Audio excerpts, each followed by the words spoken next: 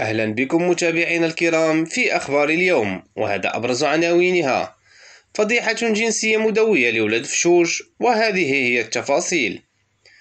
أحالت مصالح الفرقة الولائية الجنائية على المحكمة الزجرية بعين السبع 11 شخصا بتهمة تكوين شبكة للدعارة والفساد إثر توقيفهم متلبسين بتنظيم حفل جماعي بأحد فيلات حي بوسيجور في الدار البيضاء.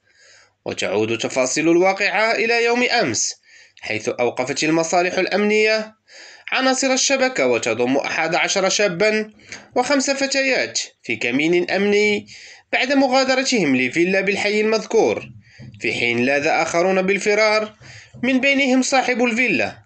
وجاءت عملية التوقيف بناء على عدة شكايات متتالية من طرف بعض الساكنة المجاورة، حيث تفيد بتنظيم حفلات ساخبة وتحويل الفيلا بالحي المذكور إلى وكر للدعارة، وتنظيم ليال حمراء يرتادها شباب وفتيات من عائلات ميسورة لاستهلاك المخدرات والخمور.